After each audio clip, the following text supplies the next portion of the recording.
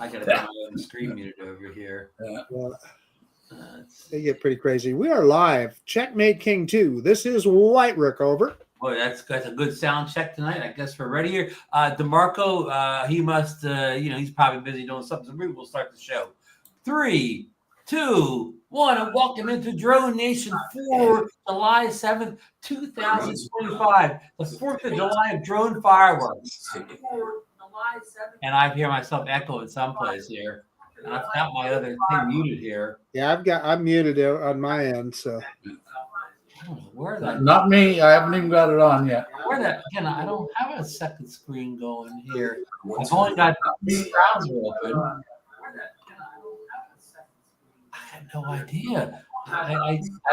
It's the only browser I have open, and the only app on the computer I've opened. And I have the other thing muted on my other computer. Yeah. Ron, mute yourself for a second. Let me hear see if I hear it. Checkmate King 2. Ron, mute yourself for a second. Let me see if I hear it. Okay, we're still testing. 1, 2.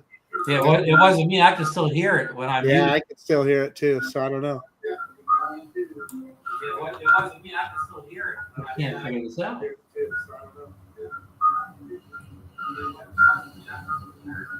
Hey, Lauren, mute yourself for just a sec. It was Lauren. That's it, Lauren. As soon as you muted yourself, it went away. Somehow you got a second screen open, Lauren. Yeah. Yeah, Lauren. Yeah. But Lauren tried to figure it out. We're going to start the show here. We're calling this the what was the title of the show? The 4th of July drone fireworks here. Most people probably got their drone up and caught some fireworks over the past weekend. So on top of that, I want to say happy 4th of July, everybody. Belated 4th of July was Friday here in the U.S. And happy Canada Day to Laura and all his friends up in Canada. That was a couple days before the 4th of July, I believe. So we had some big holidays in the U.S. and Canada last week. And one more thing, Marcus. Happy birthday, Ringo Starr. The young man is 85 years old today. Just a boy, just a kid. And still out on tour. Still out on tour and put an album out this year. And remember people used to say the Beatles were just a passing fad. They wouldn't last. Well, they were kind of a passing fad, Ron. I mean, well, other than the last, 70 years. Yeah, let's discount the fact that they're still popular nowadays. But enough of the Beatles. We're not Beatle Nation here. On a more serious note, Marcus, I want to say thoughts and prayers for Captain Joe, who's still in the hospital down in Louisiana. He was supposed to get out Monday, but now it looks like Tuesday. But Joe's doing a lot better. They finally gave him the entire lunch menu now, so he gets more than just a ham sandwich now. So, and I was just chatting with Joe over the weekend. I think he's doing well. Hopefully he gets home tomorrow, and we're going to get him on the show once he actually gets home. So here comes Lauren back in. That was actually totally weird because I didn't have the show on. I had no YouTube open at all. Wow. And once I closed my web browser, I could stop hearing it, right? Wow. Yeah, because you're perfect now. Yeah. These weird things happen. I don't know how they happen, but glad you got it fixed up. So we were just saying happy 4th of July and happy Canada Day last week, Canada Day, for all the people in North America. It was a good week for North America. A lot of celebrations. What does Canada Day honor up there in Canada? What does that celebrate or honor? Basically, same sort of thing. Like the Independence. That's basically Confederation Day. It used to be like Founders Day. Yeah. Confederation Day. Confederation Day. Yeah. Wow. Yeah. So anyhow, one more thoughts and prayers. I want to send thoughts and prayers out for all the victims of the Texas flooding. It's been the biggest news story in the U.S., even on the East Coast. It just plays nonstop. Apparently, there's hill country in Texas, in Kerr County, and they got a tremendous amount of rain. And unfortunately, all these girls were camping. It's a tradition that the young girls camp along these riverbanks or whatever. And the flooding came in the middle of the night, so nobody was really prepared. And many of the young girls got rescued, but many lost their lives too, including even the guy that runs the camp lost his life. And it's still an ongoing issue. The rain still hasn't stopped. I talked to Mike Wright today and Chris Hope and kind of got some of the inside perspective. It's this Guadalupe River that kind of runs all the way through Texas out into the Gulf. I'm just going to say the Gulf. And, this river is not really that wide of a river, but now it's as wide as the Mississippi with all this deluge of rain. So it's an ongoing situation. Until the rain totally stops, it's really not going to be over. There's a drone connection as well, Ron. Keep your drones out of the air because there are rescue aircraft running around there. I read on the internet, so it's got to be true, but that they already had a drone helicopter collision. Oh, so no. It just just never fails that there's always some idiot out there that makes it rough for the rest of us, and endangers the first responders that are out there trying to find people and save people. So if you're in Kerr County in Texas, ground your drone, keep it on the ground. Well, funny you should say that, Marcus. Mike mentioned that today. He said some of the drone groups have reached out that they needed help, but the sheriff of Kerr County, he said, not right now. He said, we're too busy trying to rescue people. Right. He said, maybe at a later date we'll reach out to you now, but we don't need your help right this minute. And like you point out, there's so many helicopters in the sky down there that really it's probably not enough airspace for both of them to operate safely, So, Yeah. Laura, have you been getting a lot of news up in Canada about that flood down yeah. Yeah. Yeah, that's headline news. The rule of the media: if it don't bleed, it doesn't lead. Mm-hmm. Sad but true, huh? Yep. So again, maybe at a later date, I'll get Mike Wright, Chris Hope on, maybe they can give us some more insight. It's such a disaster right now. I don't even really want to talk about that much because it's too emotional of a situation, especially for people that have closer to the home of this. It's not over yet. Just all you can do is pray for the victims and the people that still haven't found it. Maybe they can be rescued at this point. But let's get on to some more drone related news that happened last week. I'm going to cue a little thing up here. Last week, I believe it was Tuesday, DJI had an announcement, and guess what, Lauren? The people in the U.S. got the email for it or whatever. We actually got an email, and the DJI Power 2000, 2,024 watt capacity, compact, powers most household appliances, and the best part is it's available to purchase on DJI's U.S. website for a cool $1,099, and that's marked down from $1,899. So I guess they're eating the tariffs. But Mark is going to make your comment while I get the presentation going. Yeah, go ahead and get that up. One of the really cool things about that product is that it's scalable. You can add batteries to it, and you could set that thing up where you could run your house for quite a long time with it. So I think you can add, Lauren, like 10 batteries to it, something like that. Something like that, yeah. Yeah. So it's scalable. It's very powerful and it's scalable. Here's the video. I'm not going to play the music because I always get in trouble if the music plays. And it's twice as powerful as the 1000, but not twice as big. So It has more ports, more power, and like Marcus said, I mean, in a total power outage, it could power appliances such as refrigerators, things like that are crucial. What's going to be real interesting about this is the fact that if those come in and absolutely no issue or anything like that, then you know that there's a real issue, because if the drones are blocked and those are being blocked because they're from DJI, then why are these not being blocked? I guess the same experts that know the Uyghurs made the drones, they know the Uyghurs don't make the power stations. These people they have all this knowledge. They don't reveal the sources how they have all this knowledge, but I mean, I haven't heard anybody that's actually received it yet that ordered it, but you can order it, and the shipping was right. If you ordered it the day it came out, you were supposed to get it this week in the U.S. And some of the big U.S. reviewers had it. Jevin Dovey had it, and some other 51 drones had it. 51. Some big channels have it.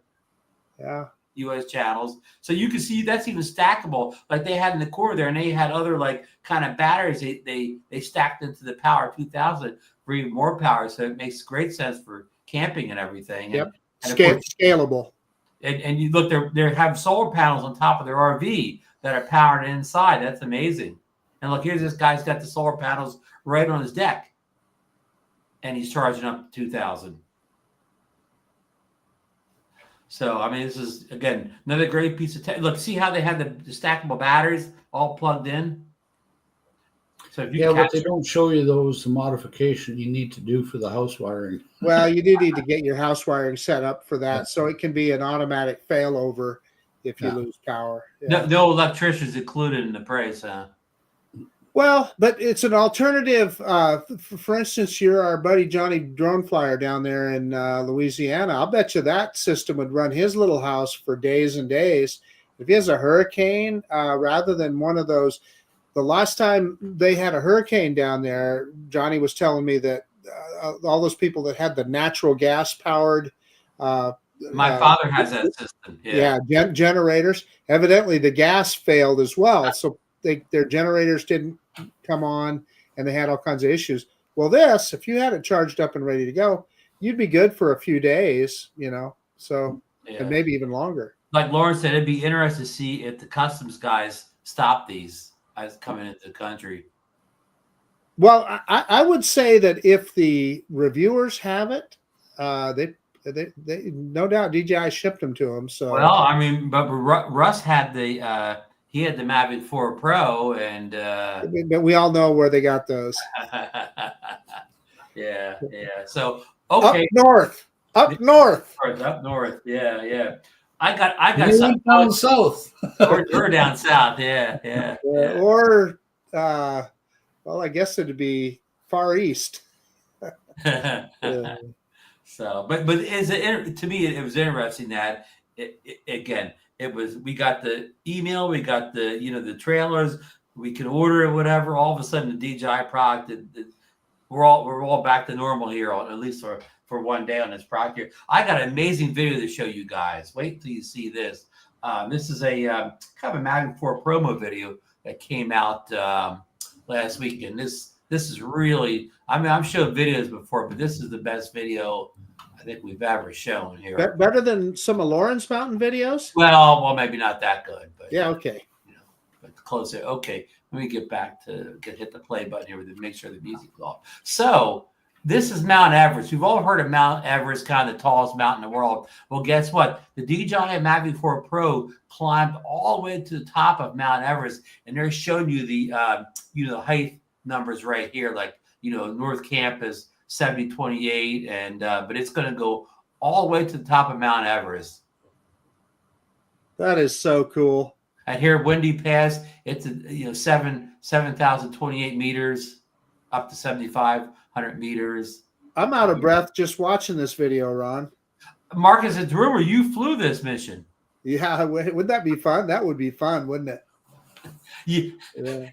This would have made your cavern look like nothing, huh? Yeah. Okay, but that puppy's got to be modified to keep those batteries warm. I was going to say, and there's camp at 7792, and they had to somehow enable the height limitations, right, Lauren? Yeah. Well, obviously, this isn't some rookie doing this. This is somebody from DJI themselves. They have all the technical know-how to disable the height restrictions. What's interesting is they're moving supplies up there as well as removing trash now with some drones. Oh wow! Yellow band 8,400 meters, and here we're really getting to the top now. Boy, isn't that something? Holy cow! First stage 8554, second step 6110. That kind of beats my mountaintops that I do. Hey, congratulations to MHM Photography. He's got a Mavic 4 now. He said he bought it in California. Congrats. 7110. And here's the Traverse, 8,800 meters. And I think the next one's it. Look at the people. Multiplied by 3.2, and you'll know in feet, Ron. Yeah, look at the people hiking up. Yeah. Or climbing up. There's people at the top. Look in the red. Here's the summit. 88, 48, and 8 meters. Look at the guy standing up there waving at the drone. Now, we always talk about getting shots, Lauren. Would you call that getting a shot? Oh, I would just be in heaven if I did that shot.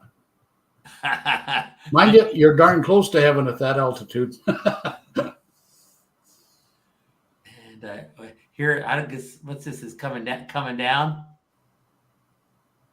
Everett Base Camp 53. So maybe they took off from 5,300 meters at base camp.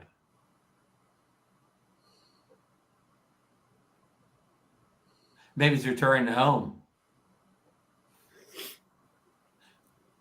Just look how awesome that looks. Looks like a Hollywood movie, Lauren. Yep. It almost doesn't look real, does it? Right. It looks like AI or something, but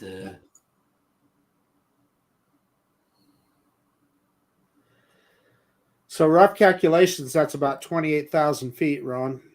oh wow. Wow.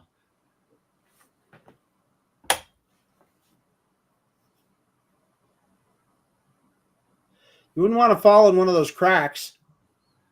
No, just wave goodbye on your way down. Well, yeah, you'd be on that mountain for a while, and maybe in 100,000 years when it melted, somebody had, hey, look at this. Okay, well, guys, this video is going to go on. I didn't realize it was long. We're going to stop it here. So I just thought pretty cool. I just thought that was amazing. They released that promo last week, and Johnny said that was him. Oh, Johnny flew that mission. Yeah. Wow. I didn't know Johnny left Hammond. He doesn't like to fly in an airplane, I'll tell you that. So he must have rode across the ocean. But Lauren, you think that was kind of a modified version of the Mavic 4 Pro that did that? I'm skeptical whether it'd be off the shelf. It could be, but I know for sure the software had to be modified because you're going beyond the height limit set by DJI, right? Right. So now, what about flying? In the U.S. over 400 feet. Now, because they were going up a mountain, that would have been illegal flight, Marcus. Well, I mean, who knows? Who knows what the drone rules They are? don't have the same regulations. But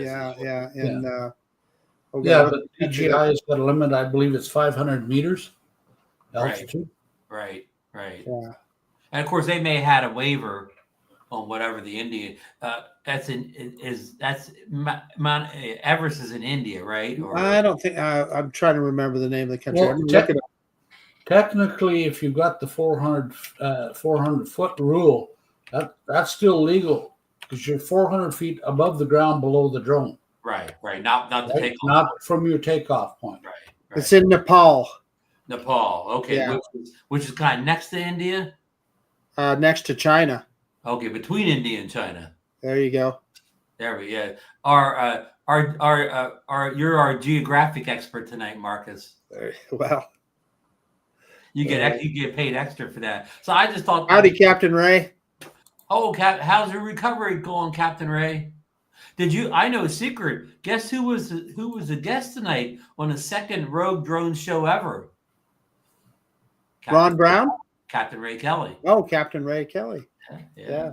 Hey, Johnny, I'm sorry to hear Bailey is stuck in Paris, but if you're going to be stuck someplace, Paris probably isn't bad. Might as well be Paris. At least she's eating good, huh? Probably. Yeah. Okay, let me pull up another. We're going to go to the story. Yeah, I just checked here. 500 meters is the limit. Okay. And that was what we have.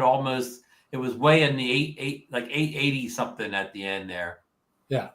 So incredible. Because I know there's one mountain I keep trying to get to the top of it, but I'm about 30 feet short.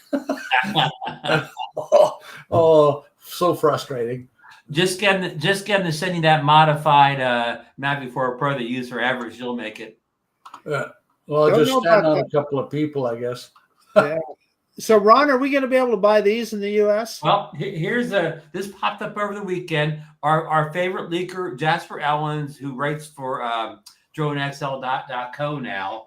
Let me get back here. The DJI Osmo 360 and the Mic 3. This is quoting Jasper. This is leaks and rumors, folks. This isn't from DJI. Will certainly be launched on July 29th, 2025, according to latest leaks and rumors from Jasper Ellens. So here's his story in Drone XL. Let me just hit some of the highlights for you here. Let's see here. These are some big features for 360 camera. Okay, it's got 8K, which is the 360 already has, but they have he's saying a 1-inch 360 imaging. So the 1-inch sensor has never been reached on a consumer 360 camera yet. It says stunning low light performance, CMOS 1-inch sensor, 120 million megapixels, video resolution 4K 120, waterproof, photo mode, image stabilization, Wi-Fi 6.0, memory card format, micro SD, HD, I don't know that.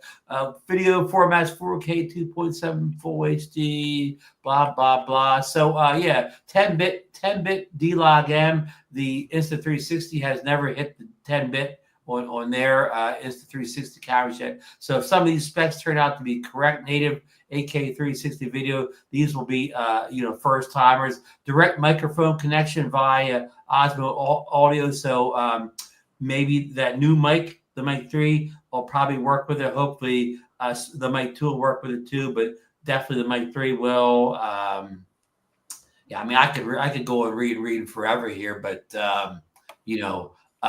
this has seemed to top the Insta360 X5 if these rumors are correct.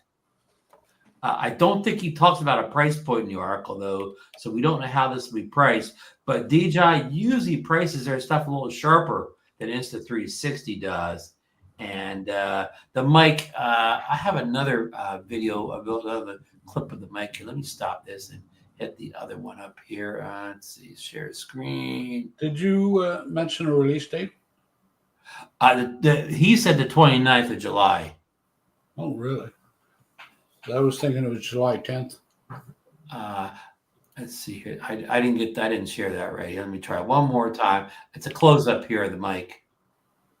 Let's see here. I think this is it. Yeah. Here's like a close up of the mic. It looks like it's smaller than the Mic 2, kind of like it's more of a square design than the kind of oblong design from the Mic 3. We don't really know any other specs about it. People are always saying it doesn't have a 1/4-inch mic adapter on it, but I don't know how, because I've never seen a picture to show it all four sides of it. But they're already screaming that you won't be able to put a lavalier mic in it, which of course that'll get them all going crazy on the internet here. But this it seems like this is good. They're going to come in right away. If these specs are right, they're going to come in right away, kind of just go right to the top of the 360, at least in spec wise. I mean, half the battle with these 360 cameras is the software, because you just don't throw it in Final Cut Pro and do all that amazing stuff you see.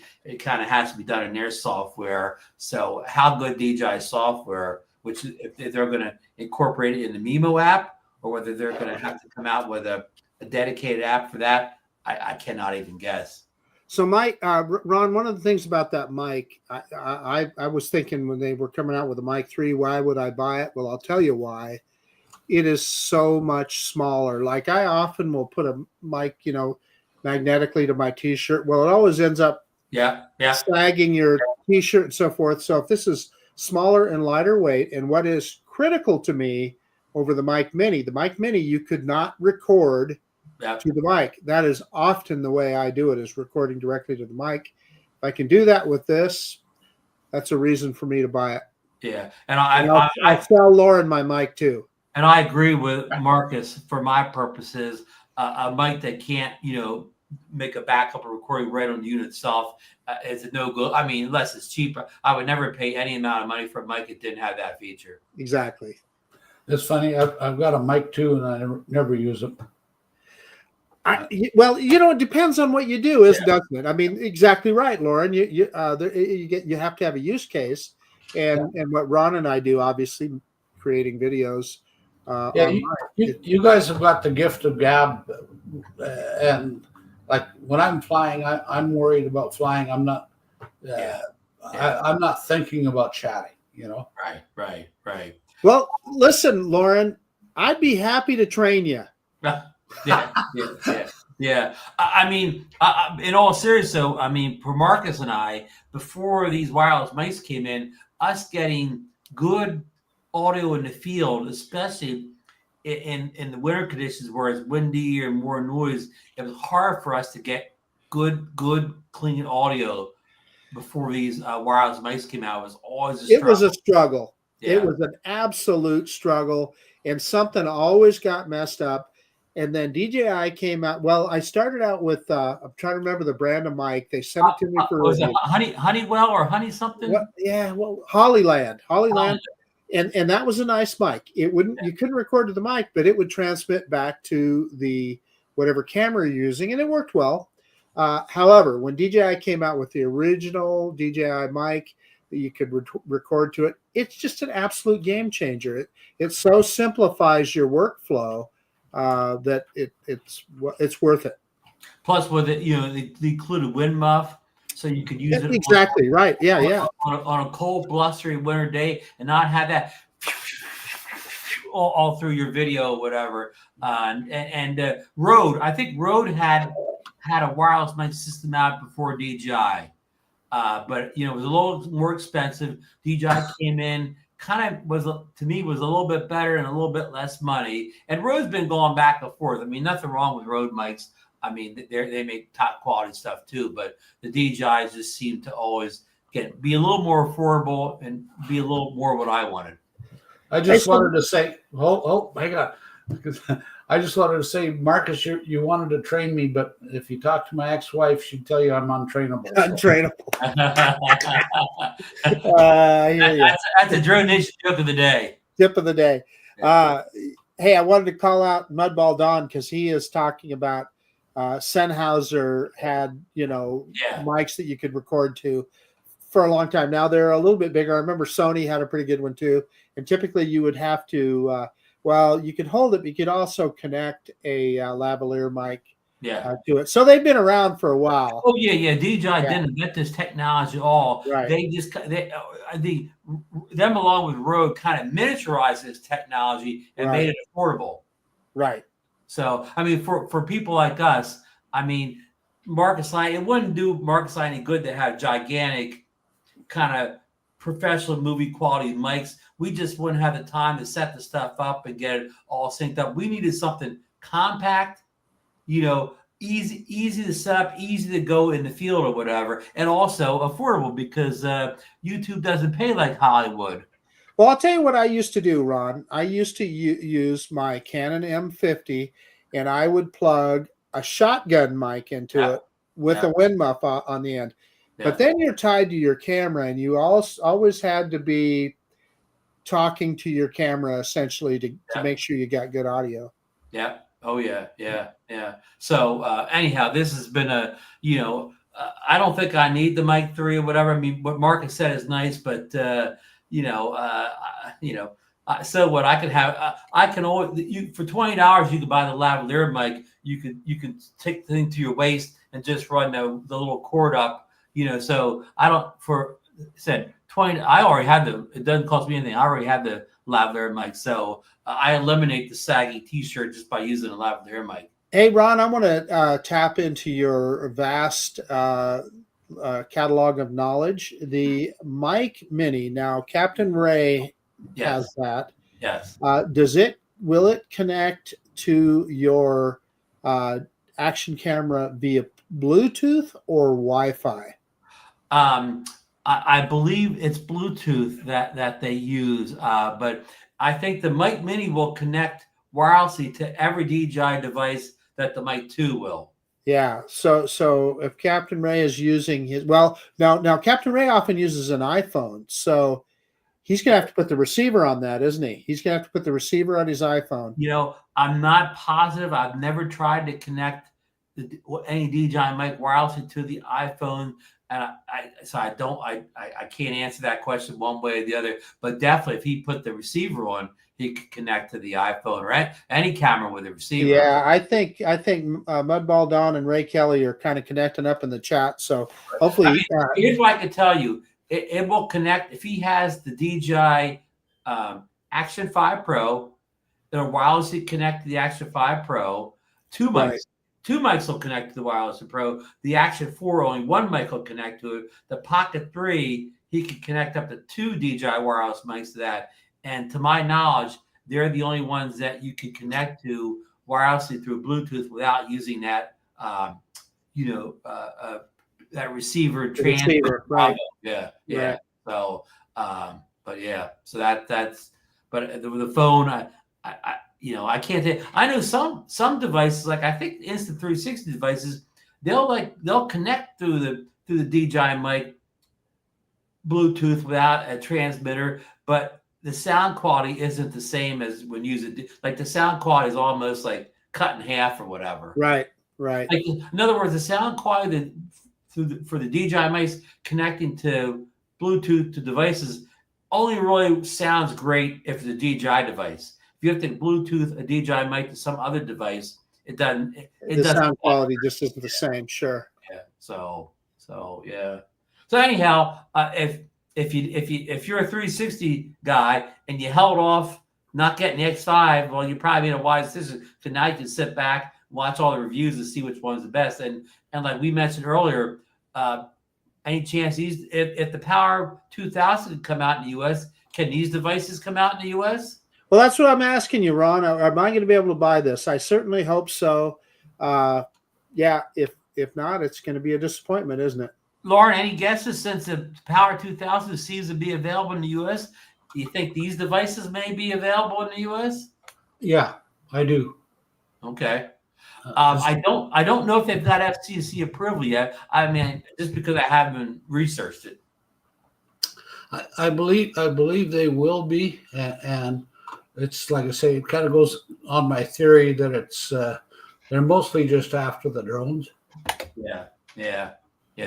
They don't care how many wireless mics are roaming around. Stefanik and what's his name down in Florida? Can't think of his They don't even know that DJI makes wireless mics. Yeah. Well, not just that, but if you see how many organizations but actually big time media are actually using the DJI mic system. Using DJI mics, you see them. TV stations are using them. Exactly. Yeah, so, they are. So since DJI is spying on us, they can use these mics to spy on all our media. Then, good. Lauren, Ron is always starting trouble. Isn't he? Yeah. They better take these mics apart. So. Okay, here's another story here. This is a little story here. Okay, I got no updates on the Mini 5, DJI Mini 5, Mini 5 Pro, whatever you're going to call it, since the last time we talked about it. So I'm not going to rehash what we talked about 2 weeks ago, whatever. The rumor release date is still 8/7/2025, and the big tech rumors will have a 1-inch sensor. But here's something, guys. The DJI Nano, which about a month ago was rumored to be the first thing to come out. Now it looks like it's been pushed back. It won't see a July release, and maybe not even August, whatever. Says the Nano has been pushed to the back burner here. So I don't know why, whether it was a technical issue or Marcus. Yes. Refresh our memories, Ron. What exactly is the Nano? Well, we think that the little Nano, camera will be sort of a, like the Insta360 Go that you had, Marcus. Right. A wearable. The Nano seems like a DJI wearable camera. Yeah. And it was rumored to be the first thing out in July. And now it looks like it's been, again, off the July counter, pushed to the back burner. Yeah. So we don't have any. Well, since DJI never officially acknowledges, they never going to officially announce why it didn't come out or whatever. But so if you're hoping for the Nano, you better stick with that Insta360 Go. So yeah, so sorry. I know everybody wants to hear about the Mini 5 Pro, but again, I don't want to repeat what we talked about last week. So let me get this off. I'm going to. So when does the Mini 5 Pro do, Ron? 8.7, according to the leakers. Yeah. So Lauren, make up that extra bedroom. Basically, it's coming the week after that. The 360 camera and the mic. Yeah. So I'm going to put a graphic up here. Lauren sent me this little graphic a couple days ago, and we want to have a kind of a discussion here. Is we're hearing all the talk about DJI drones possibly being banned December 23rd. They don't make the requirement of getting examined, whatever you want to take it apart, by a three-digit U.S. agency. And what they're trying to push on a lot of this, they want to push U.S. drone production. They want to start making drones in the U.S. Important technology. We need to make it in the U.S. according to the big politicians. But one of the questions is that Lauren has is, can drones be made in the U.S.? Well, of course, I guess they can. If so, but will they be affordable to the average hobbyist? And we're going to take a look at this chart here, and I'm going to pop over to the chart and move it up a little bit here. This just kind of shows the cost of living comparison between China and U.S. Like the top one, the cost of living for one person in China is $656. And the United States, $24.98. I guess this is by the month. I'm trying to read down at the bottom here. Yeah, it has to be by the month. Cost of family, $18.47 in China versus $58.61 in the United States. And you can go on down here. Rent for one person in China is $279. It's $15.95 in the U.S. And Lauren, that's an average figure, not higher in New Jersey than $15.95. Yeah, and what that chart is just what Ray Kelly is saying there is like the drones would be so expensive, and that's why we I shouldn't say we, but the U.S. In the chase of the God Almighty dollar decided that they could get stuff built cheaper in China. So to be honest, they gave away so much of their technology and know-how. And the U.S. got so complacent with accepting this cheap stuff that they were getting from China that they've lost their advantage. Yeah, you and I are old enough to remember the 1980s when kind of all this happened or whatever. Oh yeah, how much do you hear about Silicon Valley nowadays? Right? Yeah. Silicon Valley was the end-all be-all when it came to electronics years ago. Yeah. But do you hear about it now? Nothing. No. No. And your point here is like it says the cost of living is 4 times higher than it is from China versus the U.S. I mean, that probably translates. The drones will probably cost 4 times as much, right? Oh yeah. Well, let's put it this way: you look at just the labor costs that they show there, right? Mm-hmm. And look at U.S. labor costs, right? Now, granted, a lot of that assembly line work could be done by robots and stuff like that, but still, the increased labor costs makes the drone quite a bit more expensive. Okay, it's far more than just labor costs and even raw material costs. So what we don't have in the U.S. anymore is the engineers to do it. Now, there's engineers that could probably design a drone and so forth, but a big part of what happens in manufacturing is what they call manufacturing engineers, the one that design the machines, that build the machines and design the flow through of the factory and how that all works. We just don't have those kind of engineers in the U.S. anymore because we didn't need them, quite frankly, when it got outsourced to China. So it would take a long time to get that back. It would take. And I'm going to put a link in the chat here in just a second, and along the lines of what you're saying there is you have to be impressed, and I don't care what anybody says for political reasons, but you have to be extremely impressed on the advances that the Ukraine has made during the war, right? because They have, yeah. They went from using things like the Mavic and et cetera like that to they're now building their own drones and their own technology that apparently the U.S. Armed Forces is now having a very close look at what they're doing. Necessity is the mother of invention, right? You betcha. Yeah. And what's unusual for, the war with Ukraine, most of the wars we've seen in the last 20 years has, like a technology advanced country going up against a country that doesn't have much technology. This is the first time ever, first time in a long time, when a country's been kind of like, somebody's made war against a country that has as much technology as the country that started the war. Yeah. So that's kind of unusual. Usually some kind of a third world nation gets attacked, their technology is way behind. When that's not the case with Ukraine, Ukraine may have more, they may have sharper people over there than the Russians do with their technology. Well, not just that, but you look at how quickly they ramped up their production, right? Yeah. Because like there's one drone that's in that article that I just posted. There's one drone there. They're planning on making millions this year, right? Mm-hmm. And this is a country that didn't make any drones, 3 years ago. So right. Yeah, I mean, your point is that, drone production can be ramped up, especially in a wartime situation like this. But so it can happen in the U.S., but our point is at what cost? Oh, exactly. Yeah. Hey, Lauren, are there any Canadian drone manufacturers that you know yes. of? Not consumer. Right. Just like everything else, not consumer, right? No. Well, the money is in the enterprise stuff. Right. The high markup. Yeah. I mean, an engineer told me this, not about drones, but years ago, somebody asked an engineer about can this be done or can that be done? And he said, listen, with enough time and money, I can engineer anything.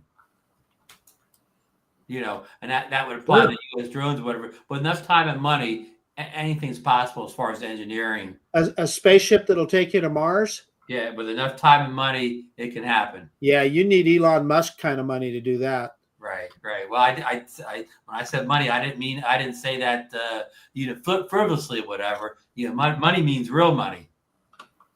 So yeah. So so Lauren, say the next 5 years, what's the chances of us seeing a U.S. drone that sells at the equivalent prices that DJI drones sell for nowadays?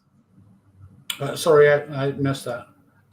What are the odds or the chances of us U.S. consumers being able to buy a U.S. made drone in the next 5 years at basically the same price as DJI is producing drones nowadays?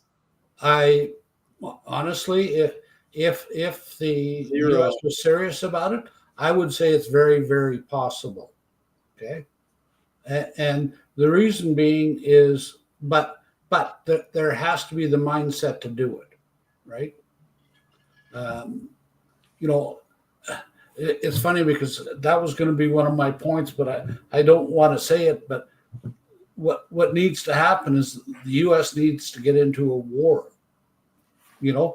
because the mother of all invention is wars. There's been more stuff invented during wars than you can imagine. Right. There's always money available if there's a war. Exactly. Nobody wants a war, and God forbid it should ever happen. But like I say, if you can see what how much they're following Ukraine and what they've done with their drones, that would really light a fire. I see your point. As it is now, drone community is low-hanging fruit. We're not that important, right?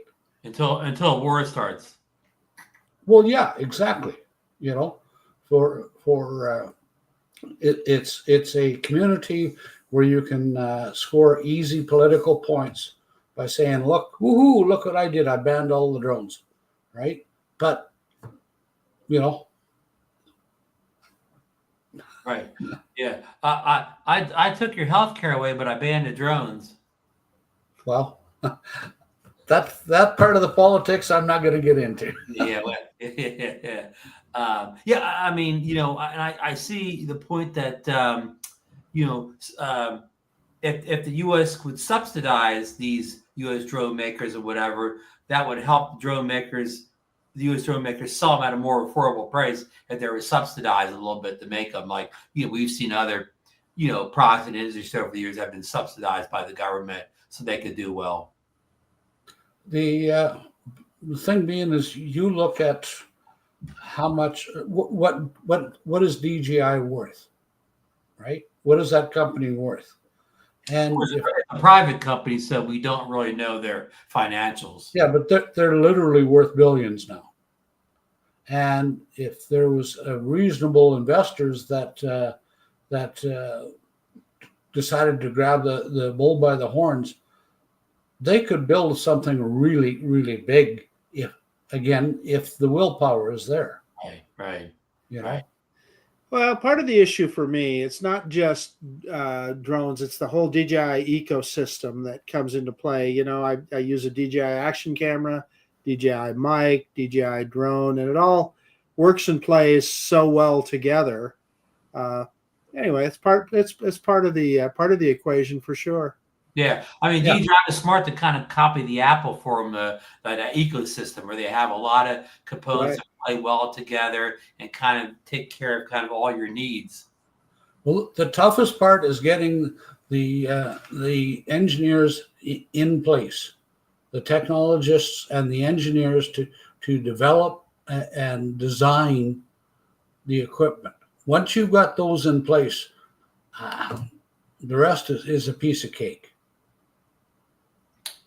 Yeah, and it's going to be interesting. I mean, I hope they do the the impossible, and they in 5 years now we have a full line of consumer drones in the U.S. But hey, Lauren, do you hear anything about a Neo 2 that you can talk about? Oh, okay. The Neo 2, I think, is it's another one that I think is a very interesting product for the U.S. market, just simply because the price point is a big deal, and then the fact that it's so versatile. You can do so much with that little drone that it has mass appeal. As Ron knows, the downside, of course, is the camera it's pretty basic. I'll just say it's coming. Well, that's good. Hopefully soon. Well, if we could buy it, but yeah. If we can't buy it, I'm going to be jealous. You meant to buy it from South Korea, but yeah. Is the population of Canada going to increase? Oh, dude. At least the population of Best Buy stores in Canada or something like that. Yeah. Well, the funny thing is, I think they discontinued DJI sales in Canadian Best Buys as well. Really? Yeah, that could be some kind of a battle between DJI and Best Buy. Yeah, I don't know. Yeah, look what Koopy says. Yeah, I know. Yeah, I mean, who knows? Trump he extended TikTok's life by 3 months a couple times. Maybe he could pull a last minute thing and extend DJI. Yeah, let me tell you the difference, though. TikTok has billions of users. How many of us buy DJI drones? Like Lauren says, we're too small of a constituency. I thought you were going to say TikTok has millions of voters. Well, they have that too. And that's part of it. Don't kid yourself. That's a big part of it. Yeah. But I stand corrected. The Best Buy's just got tons of DJI. Okay, good. It's good to hear. Of course, I don't know. It's it's a tragic situation. Hey, well, let's move off a sad story here and get to a not so sad story. I have links in the I'm not going to play the videos here, but I got the links in the chat because the videos are too long. But here, it's a story. Marcus take over in a while here because he's involved in this too. Some users of the DJI RC2 have experienced issues with recent fly app updates that have played havoc with the quote update home point feature. Nobby Green in the UK has experienced issues with this for some time now, and he finally found the issue through a subscriber comment who told him to factory reset his controller, and lo and behold, it fixed the issue, whatever. You know, it was just some kind of a bug in his controller, because it only happened on the RC2 for him. If he used the one without the screen, have the issue. But I put the link in the description here for his video if you want to go and see it. But also, our Marcus Crawford recently tested this out to see if he had an issue with his home point, and I'll let Marcus take over from here. Marcus's video is also linked in the description below. So, Marcus, what was your experience with the home point issue with the recent updates to the Fly app? Well, it worked perfectly for me, and when I made that video initially, obviously, for the drone to change to the controller, it needs the GPS location of the controller, right? Yeah. So what I was going to say is, hey, hotspot your phone to the controller, and then it'll work. Right. But for me, it worked anyway. I think the base issue is maybe not updating your controller to the latest firmware. Whatever it was, that reset clearly worked, and good for them. But that is such a cool feature that DJI's innovations. They gave us that feature that you can, if you hit the return home button on the app, you can hit, there's a button down below, you can hit it, you can say, hey, no, come back to the controller. So if you started in one area and you moved someplace else, say you're hiking or on your mountain bike or whatever, you don't have to worry about the drone going back to where you started at. It'll auto return to you where you are with the controller. Really cool feature. Secondly, there's a lot of those channels, Ron, that and I'm not going to name them all, but there's a bunch of them out there that they evidently comb through DJI's Fly app, and they find the smallest little error, and it becomes a huge issue to create. The one that really cracks me up is, and to my knowledge, it hasn't been corrected yet. When you do with the RC2 controller, try it sometime with your Air 3S, Ron, you do a rocket in the quick shots, and as the drone is returning to its original starting point, instead of pointing the camera down, it'll point the camera up. And well, some people some people said that got fixed recently, and it was a big thing that was fixed. And other people came back and it wasn't fixed for them. Said it hasn't been fixed. But my point is this: there's a lot of people that are combing through that app looking for just the littlest thing to blow it up into a big issue. But I guess if I've done it, I think it happened to me one time with the Helix as well. It was done with the Helix, and it pointed the camera out. Well, you know what? DJI puts a neat little scroll wheel on the controller that if you just pull on it, it'll bring that camera back down. The other thing is you can program the C1 or C2 button to bring the camera back to the neutral position as well. So I don't know if it's a big deal or not. It's just some people are starved for material, in my opinion. Right? Yeah. One thing, Marcus, when you were talking about the home point feature, you could change your home point before this update came, but you had to dig down in the settings to change it. With this update, brought it to like easily accessible rather than buried way down the menus. And good point. And you were thinking about hotspotting it. In Nobby's video that I posted here, Nobby did try he did turn the Wi-Fi on at one point, and he had no better luck with the Wi-Fi on than he did with it off. So that didn't fix Nobby's problem. And a lot of people in the comments said they had the same issue as Nobby. So it wasn't just like one person having the issue. So somehow a bunch of these controllers must have got software messed up but everybody that did the total reset, it corrected the problem for them. But Well, what I would like to know, Ron, is were they on the latest version of firmware for their controller? Yeah, I mean, of course, Nobby was. He shows that in all his videos. Well, yeah, you know, possibly. yeah. I mean, Nobby goes to the, he takes everything to the fullest degree, making sure everything's updated. So Tom has got this figured out. They belong, and I didn't know this organization existed. Lens Capture Online, there, Ron. The UNU, the United Nitpickers Union. Yeah, I don't know. I'm a union guy, so and solidarity. Yeah, and I put the comment in your video. I'm glad to see it work as well. But that feature to update my home point, I use that maybe once every 5 years. So like I wouldn't even know that it wasn't working because I know a lot of you guys are out on motorized vehicles and boats, stuff like that. Lauren, I'm kind of the old boring school flyer. I stay in the same spot mostly for my whole flight. It's rare that I move an inch, Lauren. It's one of those things that if it's important, if you use it, it's important to you. If you don't, it's not. And there's no doubt there's some people that probably use that a lot. The one that got me though was the camera thing pointing up. Well, I don't know. There's a really easy solution. There's that little scroll wheel. Yeah. And I think you're missing the point. It works perfectly fine for the shot going up. Where it starts to fail is when the drone's returning to you. It doesn't. Yeah, and it doesn't really matter. Yeah. I mean, it even stops filming at that point, right? This quick shot, the camera turns on and off automatically, right? So I mean, it's on a screen. The only way you're going to know it's on a screen recording. Yeah, exactly.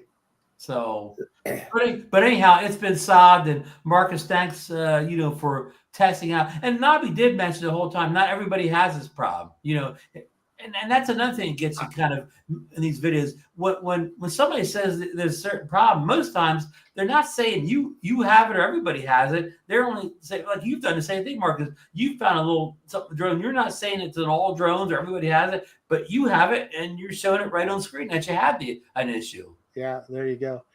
Hey, I'll tell you what, Ron. I just wanted to fly that day mostly. It was a beautiful day, and the park was beautiful. And I got to go out and fly my drone. So. What's the matter with that? Right. You probably wouldn't have never moved from the bench you were sitting on unless you were testing that feature out, right? That's right. Well, what I wouldn't have done, like my friend Lauren has got a picture of the archway going into the park. Oh wow. Yeah. Which one is that? You got that picture of the archway going into Kleiner Park? Oh, okay. Yeah. It's funny. I don't mean to derail us too much, but it's funny how, Lauren comes down to fly that park. I know Mike Wright flew that park when he was down here as well. And it's interesting to see the different perspectives of what different drone flyers focus on. I thought that was so cool when I saw the way you did that picture of the archway, Lauren. I got to be honest with you, I'd never thought of it, right? But it's everybody has their own perspective on how to catch. Well, not only that, but it's funny because you can deal with 5 professional or semi-professional photographers, and they'll have 5 different ways of doing something, and not that any one of them is wrong, but right, wrong, or indifferent. Yeah, exactly. It's just interesting how, like you say, different perspectives. Yeah, we used to call it fresh eyes. When you get a fresh eyes photographers on some shot that's kind of like a iconic shot, maybe somebody will come in fresh eyes and get a little bit different version of it. Yeah. So we shot a paddleboard event this weekend. Oh yeah. It was kind of funny because I had some people. It's like, you look like you're awful close, right? And not only that, but like it's new regulations that came in.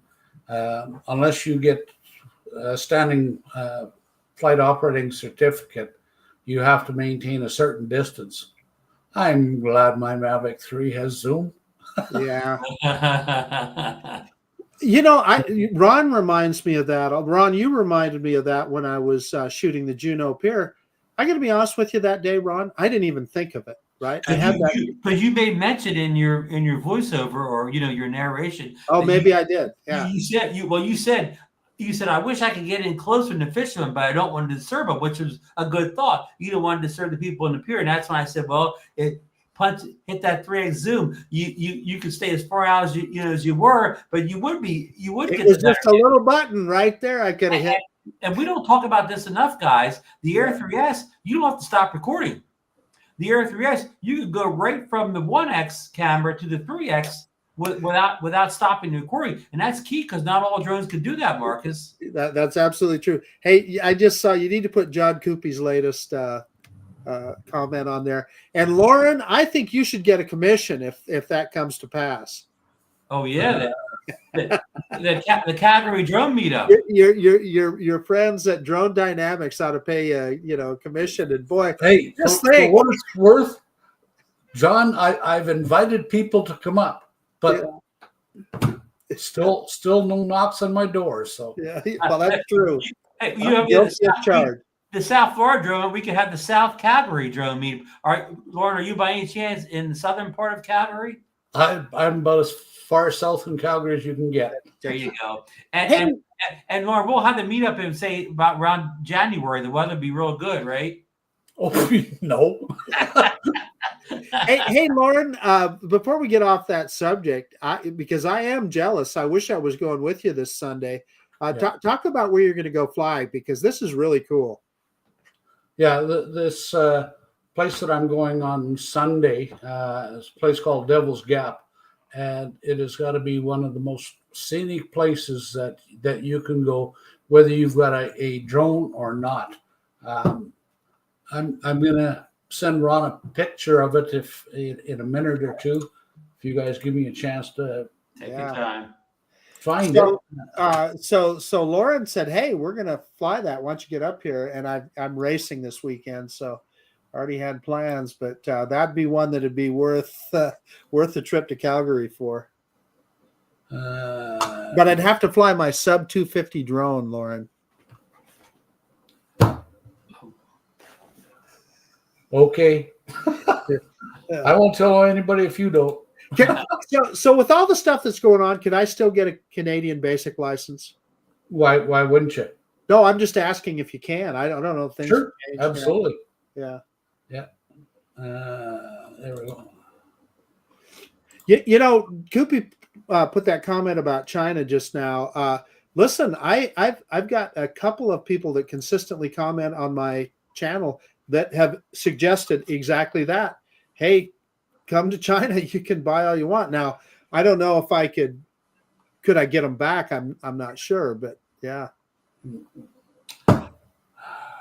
Well, Marcus, while Lauren's looking for that photo, a recent firmware, I think it's more of an app update for the DJI Action 5 Pro. App update means it's the Beam app. Seems to have improved the over-the-top HDR look to the video quality that some users have experienced or whatever.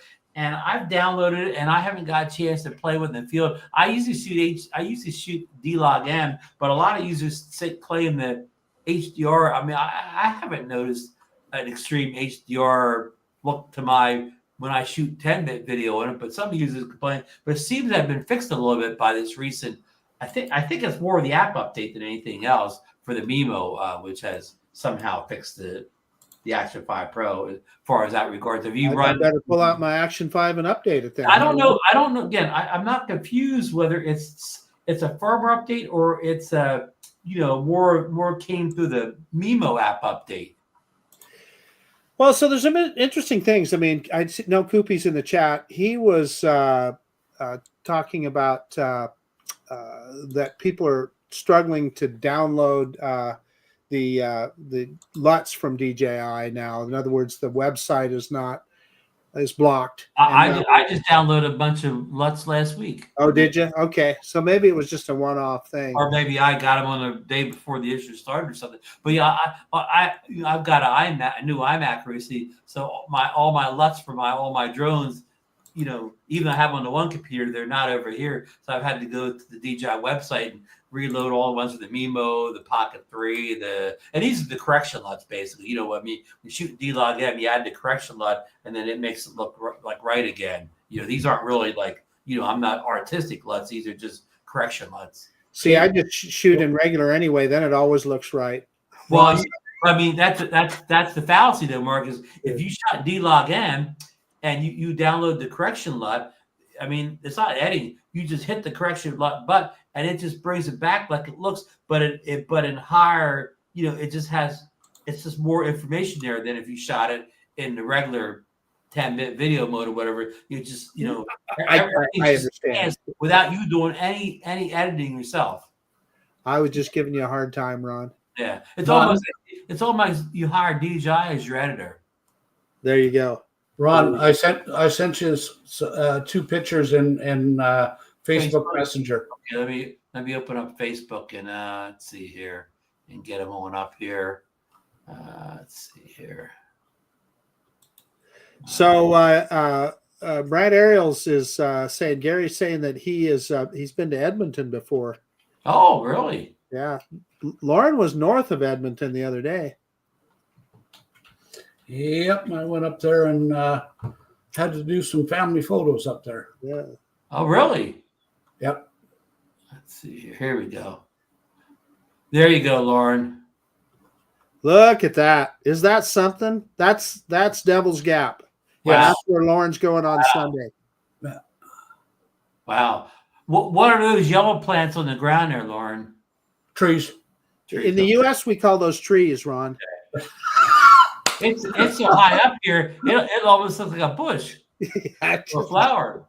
I'm just giving you a hard time, buddy. That was 400. Well, wait a minute. Let me stop you guys. Well, what kind of trees are they that they're yellow compared to the green trees, Marcus? The most likely poplar. Yeah. Okay. Poplar, baby, yeah. Okay. Now, is that snow still on top of the mountain peaks there, Lauren? Yeah, 12 months of the year. Oh, wow. Wow. Yeah. Now, what's that body of water going between the mountains? That is called Chain Lakes, and then the water at the very far end is called Lake Minnewanka. Okay. And it's a man-made water reservoir with a town in the bottom of it. A town. It happens. That happens in the U.S. too. Ask the folks at Lake Powell. It's a very, very popular dive spot as long as you equip yourself for the cold water, because that is that water cold all year round, Lauren? What's that? Is that water cold all year round? Oh, absolutely, yeah. Because that's really, really glacier fed. Wow. What's the altitude even in the valley, Lauren? In the valley, you're probably about I'm thinking 1,400 meters. Yeah, I gotcha. So about 4,200 feet. About 1,400 meters to 4,300 feet, something like that. 1,400 meters is about 4,600 feet. 4,600 feet. Wow. Okay, so your Alexa is smarter than my calculator in my head. Sorry. That one I kind of liked because of the clouds. I know. I was going to say that in that cloud bank, that looks awesome. That is really cool. Now, if you had the Mavic 4, you could fly to the top of it. Nope. No? You never make it because the DJI's firmware limits you to 500 meters. Well, if you had that special Mavic 4 Pro that they used in Mount Everest. Yeah. Custom. And trust me, I do it in a heartbeat. Yeah, and how, like you said, however they modified the battery to last that long, get up there. Well, it's not. I think I could do it pretty easily. Like if you're, I get 45, 47 minutes, no problem on a battery, and I don't think it'll take you that long, right? Mm-hmm. Yeah, you're probably right. Yeah. I guess depending on what base camp you took off from, how close you could take off to it. Oh, absolutely. Yep. Yeah. Like here, it looks like you're pretty far away here. A couple of miles. Now, what camera did you shoot this on, Lauren? That is with the Mavic 3 Pro. Oh, it's the Mavic 3, Pro. sorry. The 3 Pro wasn't out yet. Okay. Was it okay? So you shot this with the 4/3 camera, the main sensor. Yeah. Beautiful shot, Lauren. Beautiful. This is come a couple of years ago already. Yeah, this was 2023. Right. No, awesome shot. And you're going up again this weekend. Yes. Yeah. Maybe. How long? Somebody gets out of the hospital. Right. How long does it take you to drive up there? It's about 3/4 of an hour to get to the trailhead, and then you've got it's about 2.5 miles from the trailhead to where we fly, and that 2.5 miles takes about an hour. Oh, it's not a good road. It's full-fledged 4x4. Okay. You don't go in with an SUV or a car. It's definitely challenging. Yeah. For big boy four-wheelers. Yeah. Huh. That's gonna be awesome. Marcus, you and I going to fly up there for that trip? That I would love to go there one day. Yes. Well, the thing being is, and I said to Lonnie, I says, I don't know if we're going to make it right now.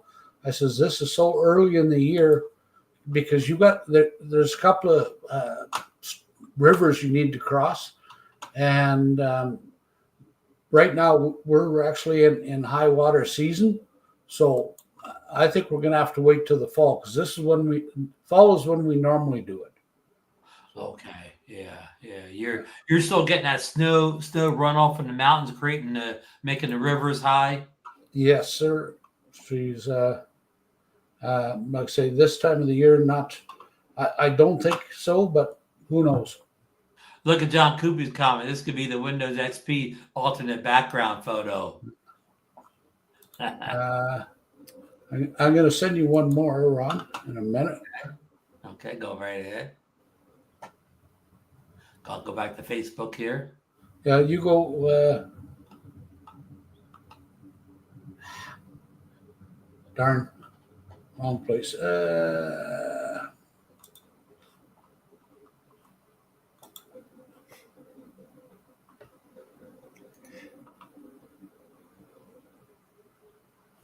What the hell? Where is it?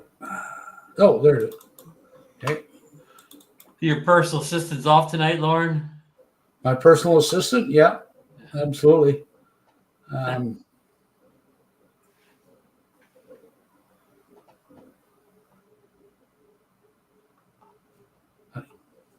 What the heck? I'm not finding it. Well, gents, I am getting called down to dinner. And as much as I enjoy your company, you enjoy a good meal more. Well, it's okay. It's not a big deal. I was looking for the arch picture that Marcus was talking about. Oh, okay, yeah, Kleiner Park Arch. Yeah. Save for the next show. Yeah. All right, Marcus, go ahead and run. I'm gonna one more short story, then Laura and I'll be out of here. All right. See you guys later. See you, Mark. All right, everybody. See you. Laura, I have a quick, in the U.S., we all worry about our DJI warranties and our care refresh coverage, because of the fact that they can't seem to get, replacement drones through to us, or even if we sent our old drone in, they couldn't get another one back to us. So we wonder about, again, if our warranties and care refresh coverage, it means anything at this point. Well, Martin, I had a defective Air 3S battery. There was, visually there was nothing wrong with it. It wasn't puffed up. It wasn't leaking. Nothing looked wrong with it. But after a flight, that I didn't run the battery down to zero or anything even close to that. I went to put in the charger, and it wouldn't charge. Tried to charge it inside the drone because that's what they told me to do. Plug it right in the drone and charge it. And they said, make sure your charging plug is good and all that. Well, the plug charged the other two batteries fine, so it wasn't the plug. And when I put in that charging hub, it does a series of a green light and a green blinking light or whatever. Well, this did that and then went to a red light, and that wasn't good, Yeah. So bad electronics in the battery. So anyhow, I did a ticket on DJI on the website support site, and I got a message back saying, well, something like we're back ordered like 3 months or more. Get a hold of us later or something like that. So the next day I actually called up and I got like a nice, somebody, sound like in China on the phone. Look like sound like a young girl on the phone, and she reviewed my case or whatever. And without I was on wait a couple times. She asked me to talk to the supervisor. She eventually sent me a shipping label to send the battery into a DJI site in Louisville in the U.S. whatever. Sent me a label. I sent the drone in. It was on the weekend or whatever, so I didn't actually send it in until like Tuesday, so a week ago. So a couple of days ago, I got a letter. They looked at the battery, and my warranty, not my care refresh, but my regular warranty, 1-year warranty covered it, and they were going to send me a replacement battery, and the battery is supposed to come tomorrow. So for me, with this battery, it's not a drone, but a battery, DJI Care worked like it always did. It couldn't have been a better experience. And that's the weirdest thing is the fact that your experience may vary, Yeah. A lot of it seems to depend on what part of the country you're in, and I'm trying to remember, there was one gentleman that got his stuff held by customs, even though it never left the U.S. Wow. It was a transfer within the U.S. Wow. And I'm kind of going, well, how did customs even get a hold of this? Right. Why would they even see it? Yeah. Yeah. And I figured my battery, before hearing this story, I figured, well, my battery, since the battery, went in the U.S., and came back, it never, and the replacement battery, either the battery I sent and the replacement battery never left the U.S., so why would customs ever even have anything to do with it? Which in my case, it probably didn't, but in that poor gentleman's case, and maybe they don't look out for batteries.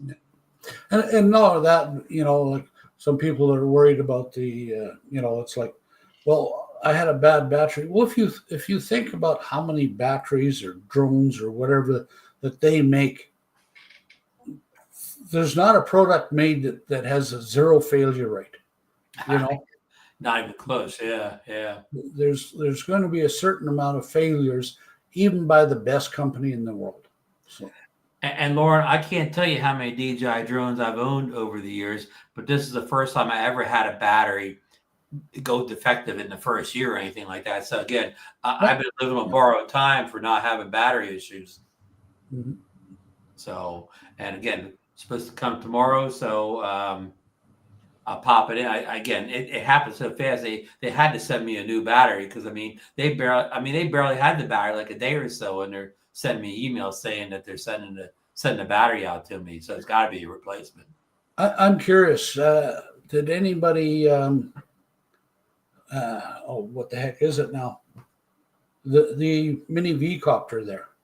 Has anybody ordered that? And if so, what day did you order them?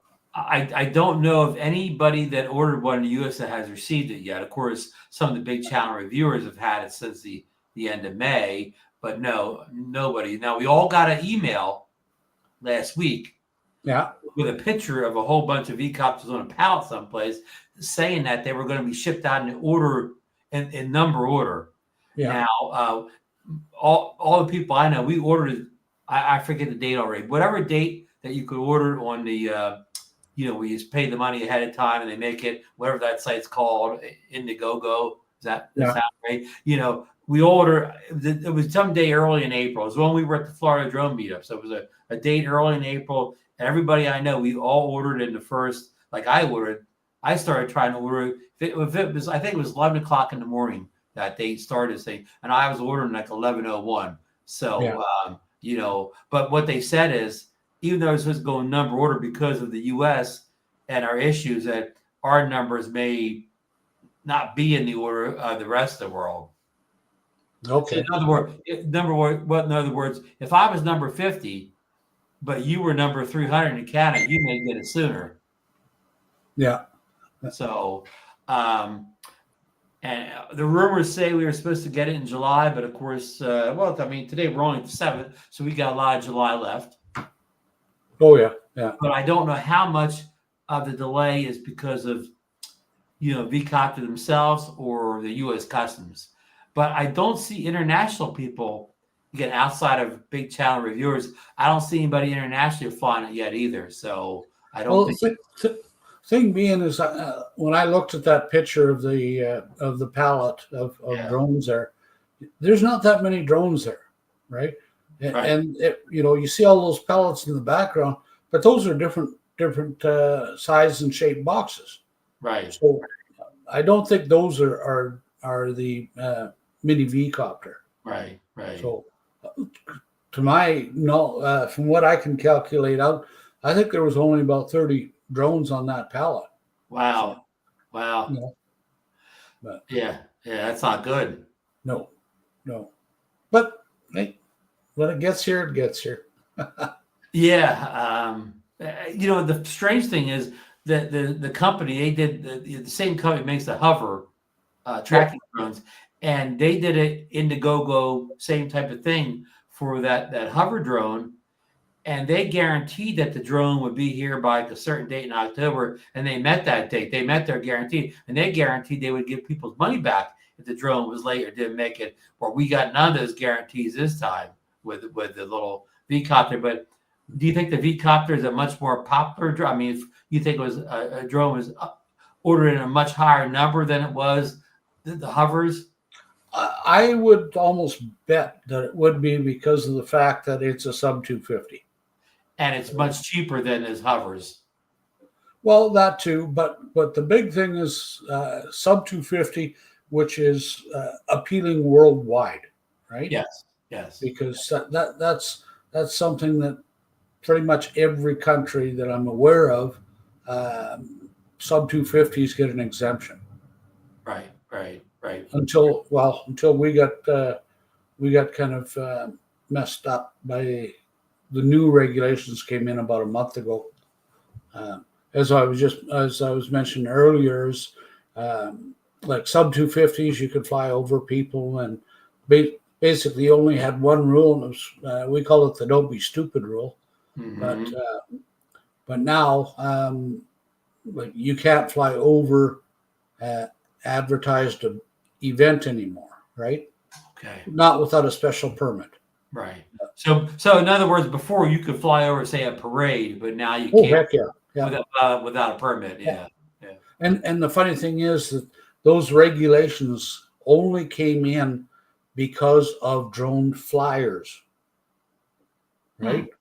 How so?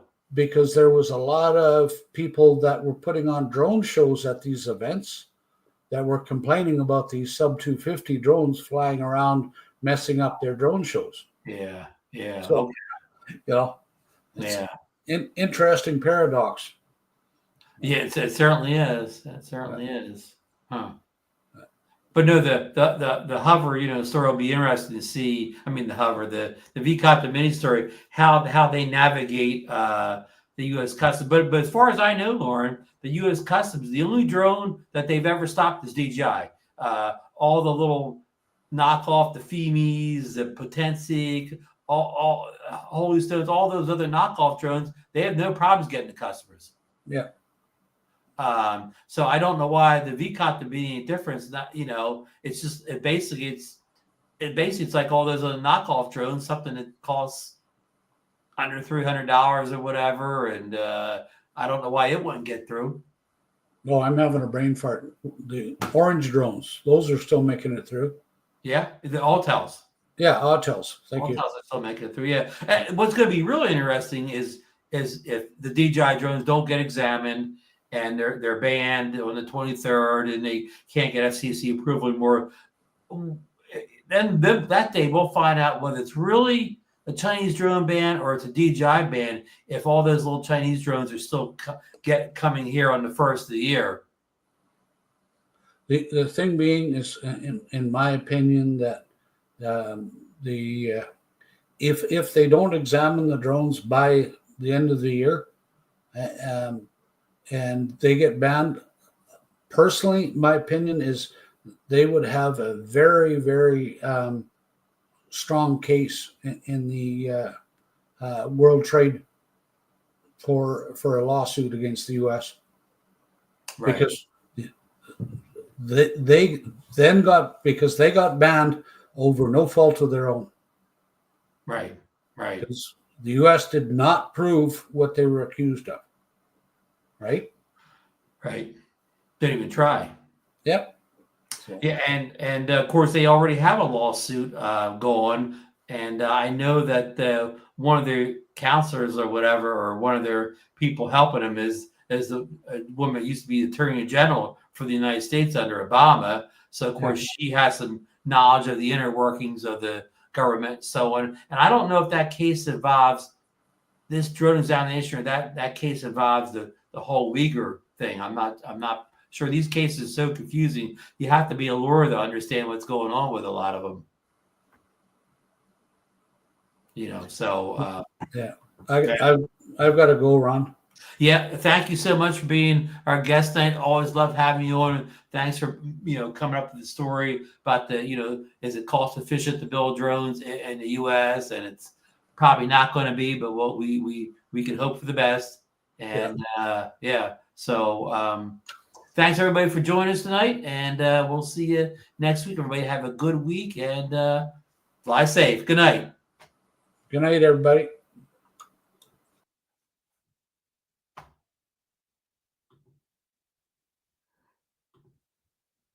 Sorry.